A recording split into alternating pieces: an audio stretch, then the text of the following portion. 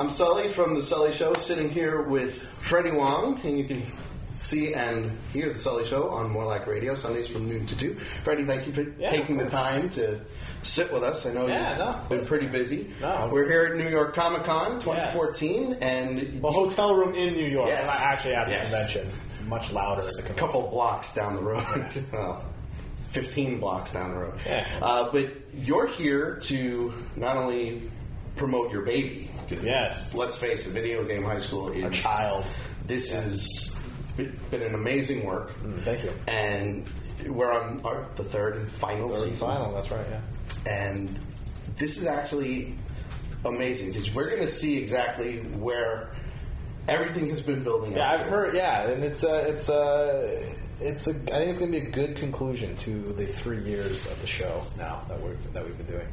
Now, where do you see Brian going? Like, I mean, I know you wrote the script and everything, so Brian and Ted are. This is the big cliffhanger in the last season. Is they broke up as friends, and spoiler alert. Yeah, sorry. The question is, they get back together. And it's funny because we saw some stuff from people being like, "Oh, they must get back together in the first episode." It's like, no. This third season, no solutions come easily, and it's going to be something where we're putting every character that we have through the ringer.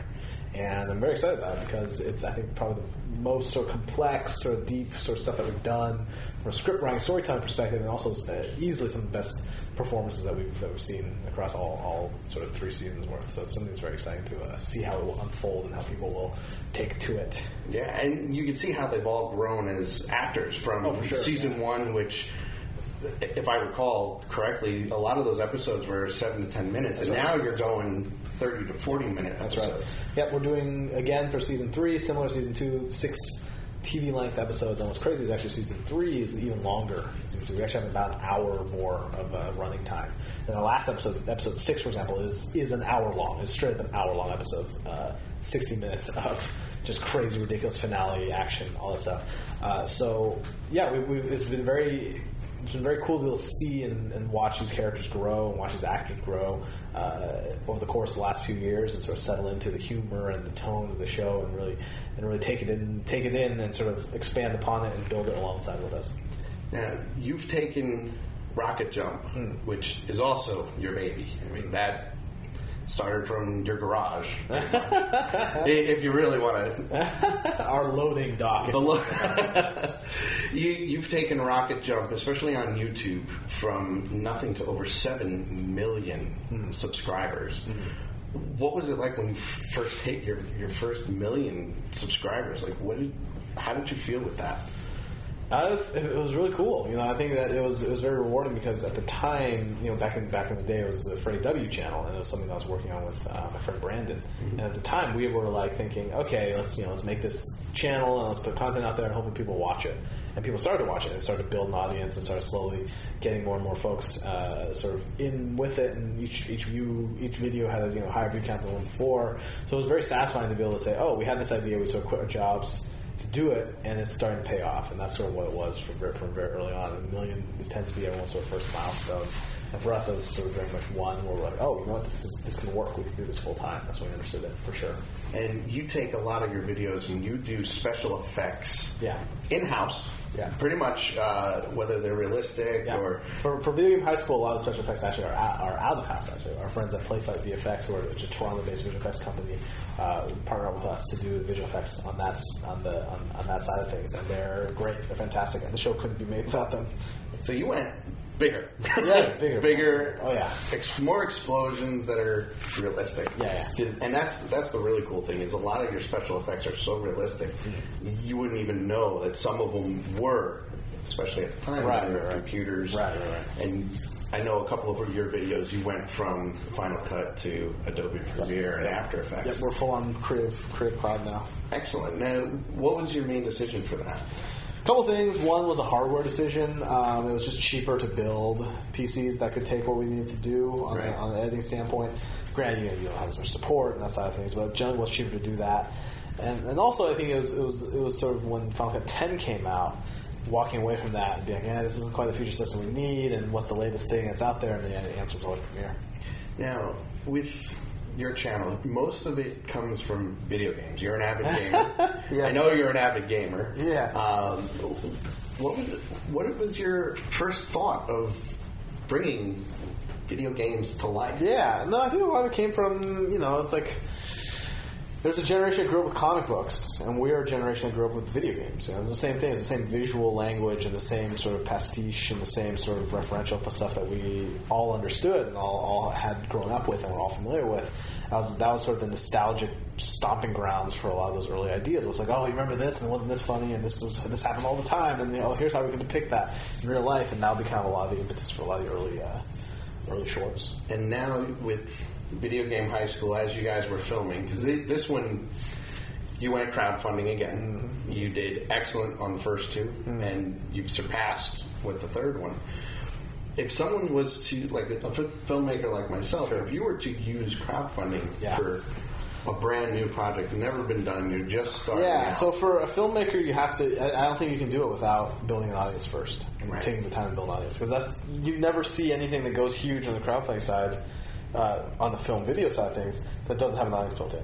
Right. And the Veronica Mars, if Serenity ever did it, oh my gosh, it'd be crazy, right? If Serenity did it, it'd be over. Game over. But that's a difference there, because a lot of times it's not, those are things that people know and they have a nostalgia for and they're willing to fund. And if you don't have that, if you don't have an audience in place, well, who's going to fund your stuff? People who stumble upon the video and think that's cool. It's a very sort of small,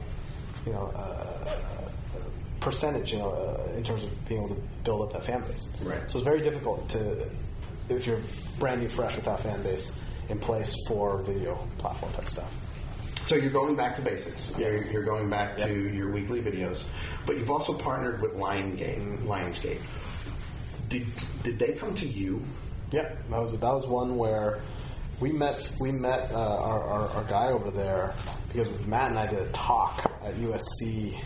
And he went to that talk, and that was sort of the beginning of that very long sort of courtship process in terms of feeling it out and seeing if it made as a deal that made sense.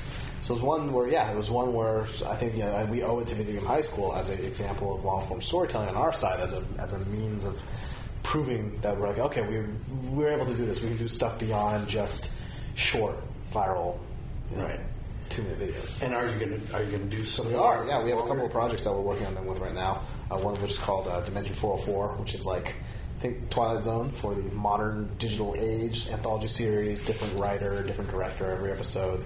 So we do have a range of stuff that we're starting to now work through. The goal, of course, is to finish this first. Of course. Yeah. And like you said, you got 6.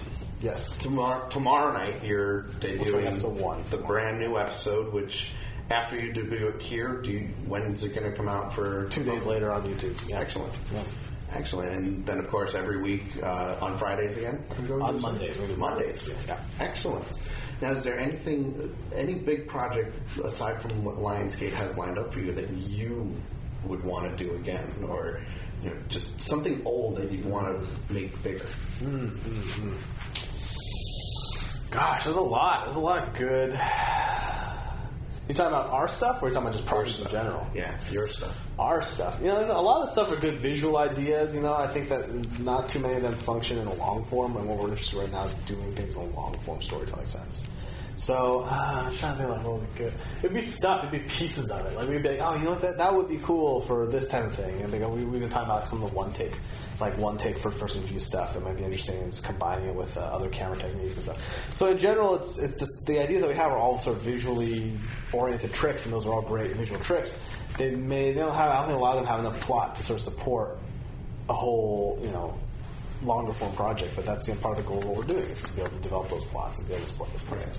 Now, I'm sure a lot of people have already asked, after this is done, do you plan on maybe somewhere in the future with the entire cast and crew being older?